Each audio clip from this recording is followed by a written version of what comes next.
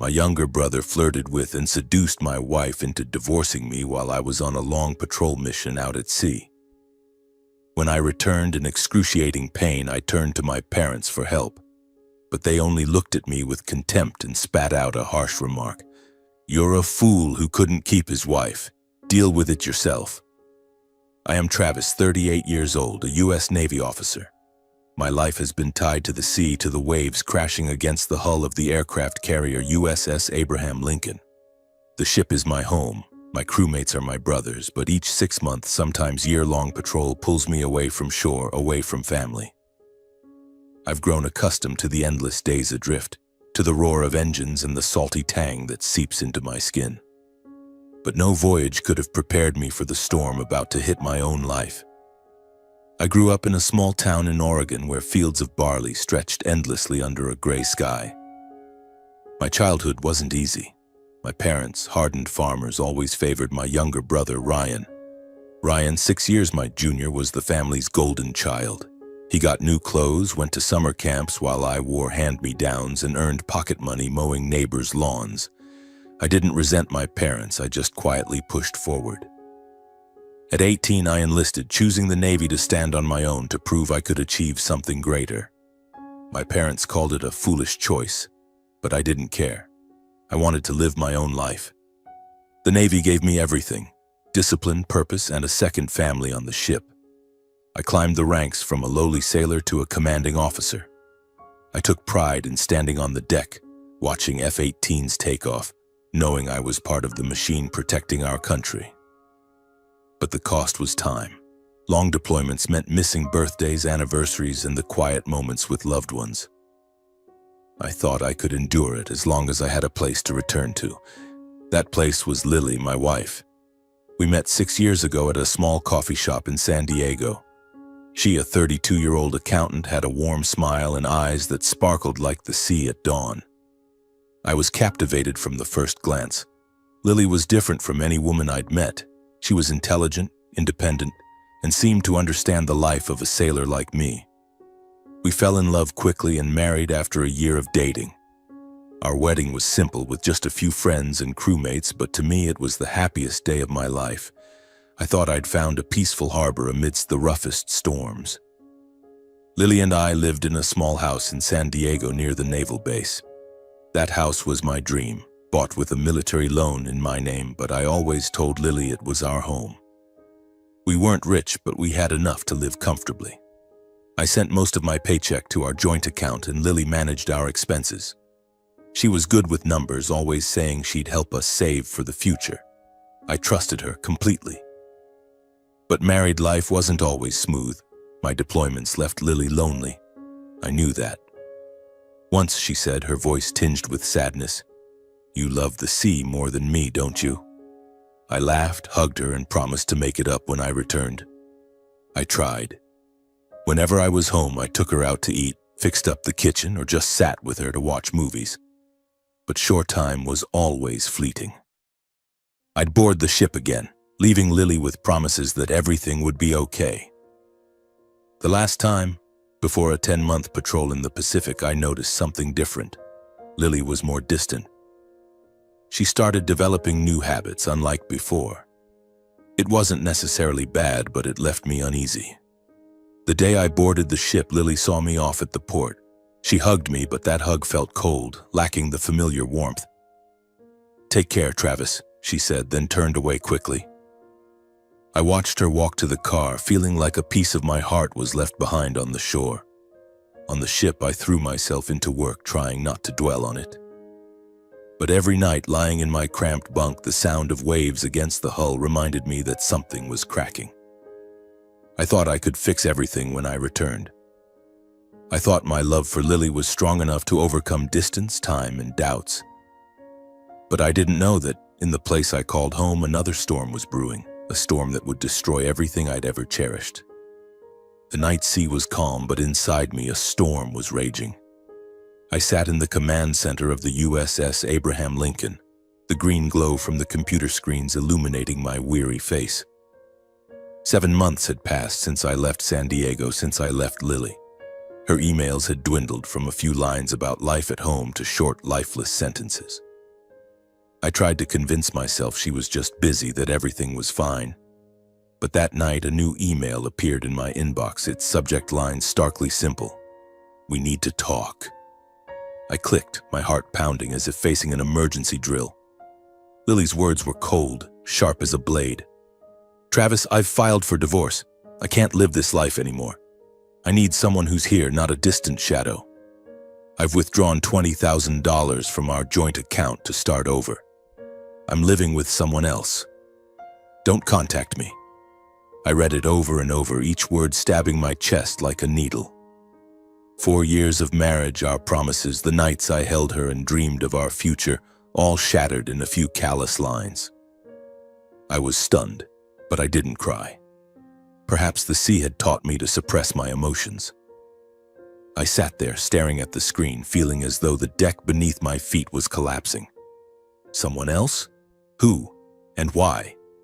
Questions swirled in my mind, but I had no answers. All I knew was that Lily, the woman I loved more than anything, had chosen to leave me, taking with her a piece of the life I'd built. I typed 2 words: understood. No emotion, no argument. I hit send and shut the computer. My crewmates around me laughed and swapped family stories, but I stayed silent. I didn't want them to see me weak. I stood and walked out to the deck. The sea wind blew fiercely, icy, but it couldn't dispel the emptiness in my heart. I looked down at the inky water, wondering what I'd done wrong. Was it because I was gone too long? Or because I wasn't good enough to keep her? But then a spark of anger flared. She didn't just leave, she took money, chose someone else without a single direct explanation. I gripped the railing tightly, took a deep breath, and told myself to be strong. I had 3 months left at sea. I wouldn't let this destroy me. Looking back, I realized I'd seen the signs long ago but refused to believe them. Before the patrol, Lily had changed. She was no longer the gentle wife who sat beside me talking about small plans for our home. She became distant, like a stranger living under the same roof. I remembered the evenings she came home late, the scent of new perfume on her clothes and the forced smile when I asked where she'd been. "Just out with friends," she'd say, but her evasive eyes made me uneasy. She started paying more attention to her appearance. Dyed blonde hair, red-painted nails, new clothes, things I'd never seen her wear when she was with me. I complimented her, told her she looked beautiful, but she only gave a faint smile as if my words no longer mattered. Once I saw her hurriedly lock her phone when I entered the room. "Why do you have a password now?" I asked, trying to keep my tone calm. "Just for privacy," she replied, but I knew something was off. I wasn't the jealous type, but it felt like an invisible wall had gone up between us. In the final days before I boarded the ship, I tried to reconnect with Lily. I fixed the kitchen shelves, took her to her favorite restaurant, but she responded with curt replies. On the last night, I held her, hoping to recapture some of the familiar warmth, but she lay still, as if she just wanted me to let go. The next morning, when she saw me off at the port, her hug was cold, her eyes no longer mine. I boarded the ship with a heavy heart, wondering if I was losing her. Now, with Lily's email lying coldly in my inbox, I realized I'd been right. I'd lost Lily, lost the home I once called my haven. But I still had myself, and I swore I wouldn't let them, anyone, drag me down. After 10 months at sea, I returned to San Diego. The USS Abraham Lincoln docked on a foggy morning, the ship's horn sounding like a farewell. My crewmates embraced their families, laughing and chatting, but I quietly slung my backpack over my shoulder and stepped off the gangway. Lily's email still haunted me, each word like an unhealed wound. I didn't know what I expected upon returning, maybe an explanation, or just a fragment of the life I once had. But standing before our house in San Diego, I knew it was all over. The house, once my haven, was now empty and cold. The front door was ajar, dust coating the porch. I pushed it open, the hinges creaking like a reproach. The furniture was nearly gone. The sofa, the dining table, the painting we'd hung on the wall, all vanished. Only a few items remained. A broken mug, some old books, and a crumpled blanket on the floor. The musty smell hit me as if the place had been abandoned long ago. I stood in the living room feeling like a stranger in someone else's home. Lily had moved out, taking every trace of our 4 years of marriage. I checked the bedroom. The closet was bare except for a few of my shirts hanging forlornly. My heart sank, but I didn't cry. The sea had taught me to keep my pain inside. I left the house and drove to Oregon where my parents lived. I wanted to find some familiar comfort in my hometown. But throughout the drive, my mind swirled with 1,000 questions. Who was Lily living with? Why did she do this, and why didn't anyone tell me? The road to my hometown was long and weary, the golden barley fields under the midday sun reminding me of my childhood, a childhood full of unfairness. Ryan, my younger brother, was always my parents' focus. He was spoiled, given everything, while I had to fend for myself from a young age. I'd tried to bury those memories, but now they returned, sharp and painful. When I arrived at my parents' house, the sun was setting. The old wooden house looked the same, with its weathered porch and wilted flower pots. Before I could knock, I noticed a car parked in the yard. From inside, laughter echoed, familiar and heartbreaking. I froze when I saw Lily step out hand in hand with a man. I squinted, trying to make sense of it, and then my heart seemed to stop. It was Ryan, my brother. At 32, with a triumphant smile, he had his arm around Lily's waist as if she'd belonged to him all along. They were affectionate, laughing, then got into the car and drove off right before my eyes. I stood there, unable to believe what I'd just seen. Lily, my wife, and Ryan, my own flesh and blood, had betrayed me in the cruelest way. I pushed open the door and stormed into the house, my anger surging like a tidal wave. My parents were in the living room, Dad reading a newspaper, Mom knitting. They looked up, momentarily surprised to see me, but there was no warmth in their eyes. "Travis, why didn't you tell us you were coming?" Mom asked, her tone indifferent. I didn't mince words. "Lily and Ryan, you knew about this, didn't you? Why didn't anyone tell me?" My voice trembled, not from sadness, but from rage. Dad folded his paper and sighed. "It's done, Travis. Who can you blame? Lily needed someone by her side, not a man who's always at sea." His words hit me like a slap. I looked at Mom, hoping for an explanation, but she only nodded in agreement.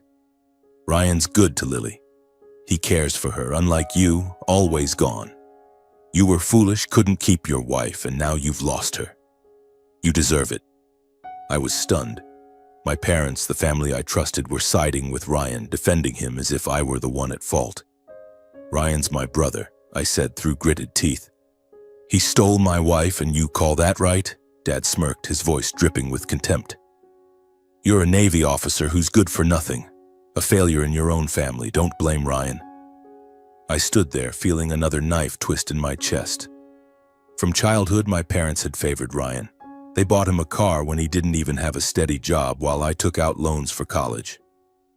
I sent money home every month, but they used most of it to support Ryan. I'd thought family bonds would overcome everything, but now I realized I was just an outsider in this family. "What did I do to make you treat me like this?" I asked, my voice hoarse. Mom looked at me, devoid of emotion.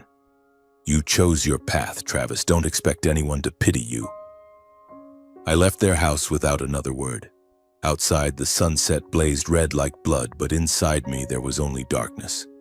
Lily, Ryan, my parents, all the people I loved most had turned their backs on me. I got in my car, determined to get answers. I sped toward Ryan's apartment, about 30 minutes away.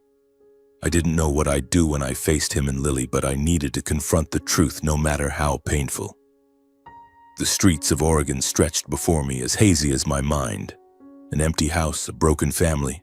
I had nothing left to hold on to. But amidst the pain, a thought sparked.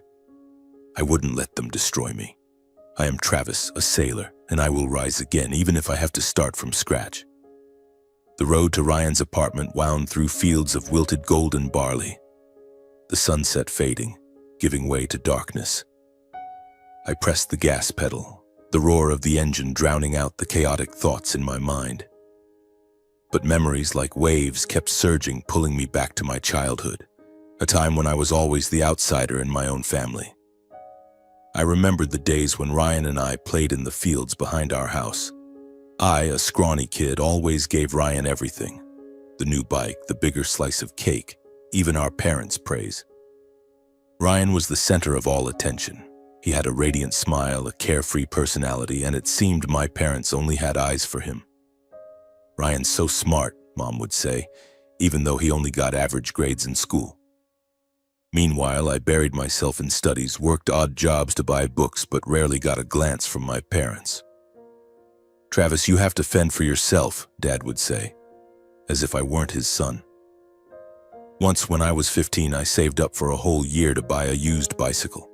I was so proud riding it around town, feeling like I'd conquered the world. But just a few months later, my parents bought Ryan a brand new shiny bike, even though he never worked for it. I asked Mom why, and she just shrugged. "Ryan needs encouragement." I swallowed the bitterness, telling myself I didn't need fairness, just more effort.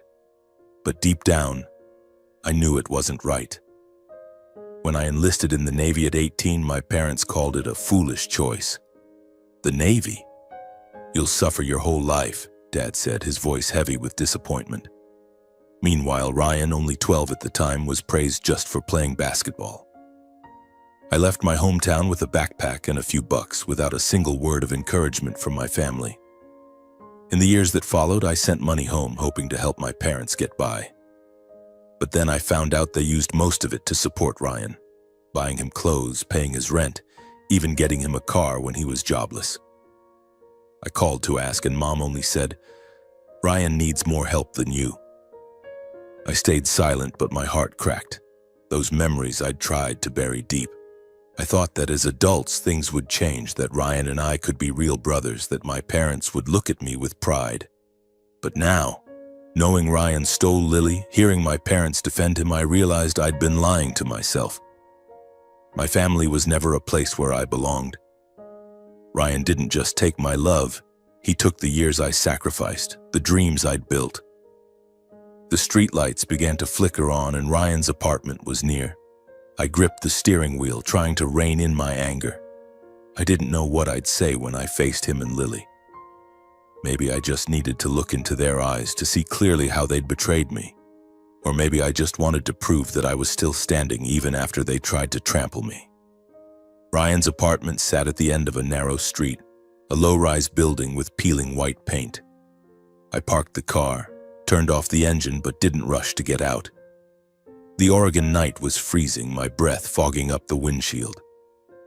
I looked up at the third-floor window where a warm yellow light spilled out, as if it belonged to a cozy world I no longer fit into. In my mind, the image of Lily and Ryan hand in hand outside my parents' house still burned, like a wound that wouldn't stop bleeding. I took a deep breath, telling myself I needed to do this, not to argue, but to face the betrayal head-on and move forward. I am Travis, a sailor, and I don't run away. I knocked on the door, the sound echoing sharply in the quiet hallway. After a moment, the door opened, and there stood Lily. She wore a loose sweater, her blonde hair tied back loosely, but her eyes were no longer those of the wife I once loved. They were cold, tinged with surprise and irritation. "Travis, what are you doing here?" Her voice trembled slightly, but not with remorse. I didn't answer right away, just looked at her, searching for any trace of the woman who promised to wait for me after every voyage. But she was gone, replaced by a stranger. Ryan appeared behind her, holding a beer bottle, a smirk on his face as if I were a joke. "Big brother, long time no see," he said, his tone dripping with provocation. I clenched my fists, suppressing the anger rising within me. "We need to talk," I said, my voice low but firm. Lily crossed her arms, looking at me as if I were an intruder. "Talk about what? It's all clear, Travis." I stepped inside without waiting for an invitation. The apartment was small, cluttered, reeking of beer and cheap perfume. This was the place Lily chose to leave me, to leave us. "You couldn't keep me, could you?" Lily spoke first, her voice sharp as a blade. "You were always on that ship, leaving me alone. Ryan was here, he understands me, cares for me. What do you even know about me anymore?" Her words hit me like a slap. I wanted to yell that I'd sacrificed everything, sleepless nights at sea, sending money home so she could live comfortably, dreams I put on hold for her. But I just stood there, staring at her, feeling my heart crack further. "And that's your excuse for sleeping with my brother?" I asked, my voice hoarse.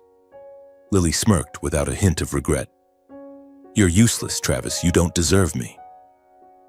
Ryan laughed loudly, stepping beside Lily and wrapping an arm around her waist. "Give it up, bro. You lost. Lily's happy with me. Go back to your ship and leave us alone." I looked at him, the brother I'd always let have his way, the one I'd protected. Ryan with a face so like mine, but eyes full of resentment. I remembered how he always tried to outdo me, from small things like who could run faster to bragging to our parents about his trivial achievements. Now he'd won, not through talent or effort, but by stealing the woman I loved. "Ryan," I said slowly, "you think this makes you better than me? You're just a leech living off mom and dad, off the money I sent home. And now you've taken my wife. You proud of that?" Ryan froze, his smile vanishing. But Lily cut in, her voice shrill. "Don't insult him. Ryan's a real man, not like you, always clinging to that ship." I looked at her, the wife I once thought I'd grow old with. "Lily," I said, "you told me you loved me. You promised you'd wait. Now you're standing here next to my brother, calling me a failure. Have you ever thought you might be wrong?" She went silent, but her eyes said it all. She felt no remorse. "I don't love you anymore, Travis," she said coldly. "I'm happy with Ryan. Leave." I stood there, feeling my heart being crushed. I'd braced myself, but the truth hurt more than I'd imagined. Ryan smirked, raising his beer bottle as if toasting his victory. "You heard her, bro. Get out." I said nothing more. I turned and walked out, the door slamming shut behind me like a final full stop. Outside, the wind cut like ice, but I felt nothing but emptiness. I'd faced them, looked straight at their betrayal, but it didn't ease my pain. Instead, it was like a final knife, severing the last thread tying me to Lily, to Ryan, to what I once called family. I got in the car and drove off into the darkness. The streets of Oregon were hazy, like the future ahead of me. I didn't cry, but my heart was heavy. I'd lost everything, my wife, my brother, and my faith in family. But amidst the pain, a spark flickered. I still had myself. I am Travis, a sailor, and I'd survived storms at sea. I would survive this one. I pressed the gas, leaving Ryan's apartment behind, leaving Lily and her insults. I didn't know where I was going, but I knew one thing: I wouldn't let them define me. I would rise again, even if I was alone. In the days following my confrontation with Lily and Ryan, I was like a ghost. I returned to San Diego, staying temporarily in a small rental room near the naval base, trying to focus on work to forget the pain. But the divorce proceedings, like a massive wave, dragged me into a harsh reality. I sat in the lawyer's office, facing stacks of papers filled with words and numbers, feeling as though I were signing the death certificate of our 4-year marriage. Through her lawyer, Lily demanded an equal split of our assets. The house in San Diego, which I'd bought with a military loan and put in my name, was irrelevant under California law. We were married, so she had a right to claim 50% of its value. I'd poured sweat, effort, and sleepless nights at sea into paying off that house, but now it was reduced to a number on a negotiation table. My lawyer, a middle-aged man with a calm voice, explained, "Travis, you could fight it, but your chances of winning are slim. The court will divide it equally." I nodded, saying nothing. I didn't want to argue, didn't want to prolong the pain. Our joint account, where I'd deposited most of my paycheck, was drained. Lily had taken $20,000 before sending the divorce email, and she demanded half of what remained. I had no separate account to protect myself, a mistake I'd regret forever. After weeks of negotiations, the court ruled Lily would get 50% of the house's value, equivalent to $150,000 and $30,000 from our savings. I had to sell the house to pay her, as I didn't have enough cash. The house, where I dreamed of building a family, was now just a debt. On the day we signed the divorce papers, I saw Lily at the courthouse. She wore a red dress meticulously made up, standing confidently beside her lawyer. She didn't look at me, didn't say a word. I signed my name, my hand trembling slightly, but I kept my face expressionless. When it was over, she walked away without a glance back. I heard later that she and Ryan had moved to Miami, living lavishly off the divorce settlement. I didn't care. I just wanted to sever all ties with her, with the past. I left the courthouse and stepped onto the streets of San Diego. The sun blazed, but inside me was a void. I'd lost my house, a huge chunk of my assets and my faith in love. But I told myself I still had my job, my crewmates, and myself. I am Travis, and I wouldn't lose anymore. The months after the divorce were the hardest of my life. I transferred to Norfolk, Virginia, near a new naval base. I sold the San Diego house and used the remaining money to buy a small apartment. Just a bedroom, a kitchen nook, and a window overlooking the sea. It was modest, but to me, it was a fresh start, a place free of Lily's or Ryan's shadows. I threw myself into work as I always did when facing turmoil. The Navy was my anchor. I led young sailors, trained them, and found joy in helping them grow. My crewmates noticed a change in me, quieter but more dedicated. One evening, my commanding officer called me into his office and informed me I'd been promoted. "Travis, you've earned this," he said, shaking my hand. I smiled, feeling a flicker of pride for the first time in months. I didn't tell him I needed this job to survive, to keep from drowning in grief. Outside of work, I started volunteering. I joined a center supporting veterans, helping them find jobs and reintegrate into civilian life. There, I met people who'd lost everything, homes, families, even hope, but still got back up. They made me realize I wasn't alone. An older veteran, Joe, once told me, "Travis, life's like the sea. Sometimes the waves knock you down, but as long as you're breathing, you've got a chance to keep swimming." His words were like a small flame, warming me through the darkest days. I also found joy in simple things. I jogged along the beach every morning, feeling the salty air on my skin. I learned to cook, though just basic dishes like fried eggs or spaghetti. I made friends with a few neighbors, an elderly couple who loved telling stories and a young sailor who often asked me about the Navy. My life no longer held traces of Lily, Ryan, or my parents, but it was lighter, like the sea after a storm. One major decision I made was to stop all financial support for my parents. Before, I'd automatically paid their bills every month, electricity, water, medications, even car insurance. I did it because I thought it was my duty, even though they never thanked me. But after what happened, the way they defended Ryan, called me a failure, I couldn't continue. I canceled the payments, locked the linked accounts, and cut off all support. Not long after, my mom called, her voice frantic. "Travis, why aren't the bills paid? We're behind on electricity and your dad's meds are running out. Help us, please." I gripped the phone, recalling their insults. "Mom, I can't anymore," I said, my voice calm but firm. "You'll manage." She pleaded, but I hung up, feeling as if I'd shed a heavy burden. They struggled financially, I knew. They'd grown used to relying on me, used to spending my money on Ryan and their own needs. But this time, I was determined not to go back. I wasn't angry, just unwilling to keep sacrificing for people who didn't value me. I cut contact, leaving the past behind. I stood on my apartment's balcony looking out at the sea. The sun was setting, painting the horizon gold. I was no longer the Travis of those betrayed, insulted days. I was a new Travis, a sailor, a friend, a man learning to love himself. I took a deep breath, feeling the sea breeze. Life went on and I was ready to face it one day at a time. A year has passed since I signed the divorce papers. My life in Norfolk has settled into a rhythm, a steady job, a tidy small apartment, and morning jogs along the beach.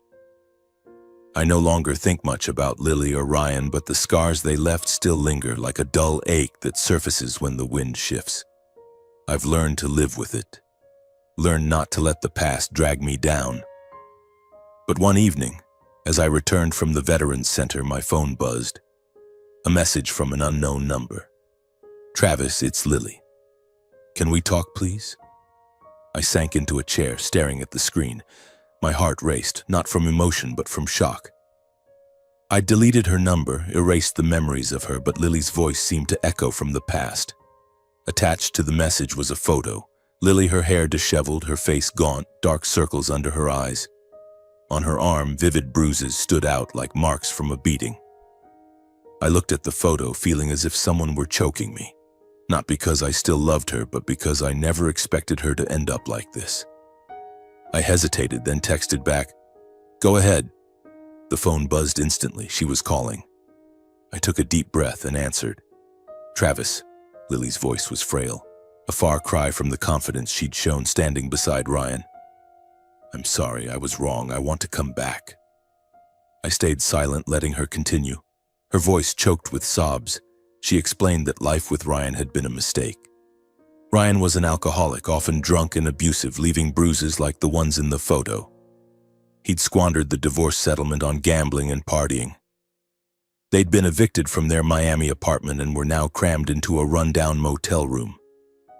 "I realize you were good, Travis," she said. "I regret leaving you. Please give me another chance." I listened, but felt nothing but emptiness. The woman who'd called me useless, who'd chosen my brother over me, was now begging to return with a haggard face and bruises. I remembered the nights she and Ryan mocked me, her cold stare in the courthouse. "Lily," I said calmly, "you chose your path. I'm no longer your harbor." She cried, pleaded, said she had no one else, but I hung up without responding further. I looked out the window at the sea, shimmering under the moonlight. Strangely, I wasn't angry or hurt. I just felt relieved, as if I'd finally closed a door that had been open too long. Sometime later, I got news from Uncle John, my father's brother. He told me my parents were struggling financially since I'd stopped supporting them. They'd sold land to pay debts and moved to a smaller house, but no one reached out to me. Ryan and Lily, from what I heard, were still mired in misery. He was addicted. She was scraping by with odd jobs. Part of me once wanted them to pay, but now I only felt pity. They'd chosen their paths, and I no longer held any resentment. My life in Norfolk grew more meaningful. I was promoted again, becoming one of the most respected officers. Work kept me busy, but I found joy in mentoring young sailors, helping them navigate challenges I'd once faced. I continued volunteering at the Veterans Center, where I not only helped others but also healed myself. New friends, from Joe with his war stories to the neighbor who brought over homemade cookies, became my new family. I also started opening up more. I wasn't rushing to fall in love, but I was no longer afraid of it. I learned to value myself, to understand that my worth didn't lie in those who'd abandoned me. Every morning, jogging along the beach, I felt a sense of freedom. The sea was still there, powerful and unchanging, like me now. Looking back, I realized the greatest lesson: life isn't fair, but I have the power to choose how to face it. Lily, Ryan, my parents, they hurt me, but they don't define me. I rose from the ashes, built a new life, not to prove anything to anyone, but to live true to myself. I no longer hold grudges. I'm only grateful for having been strong enough to move forward. One evening, I stood on my balcony watching the sunset. The golden light stretched across the sea like a promise of brighter days. I smiled, breathing in the salty air. I am Travis, a sailor, a survivor. And I've found peace, not in others, but in my own heart.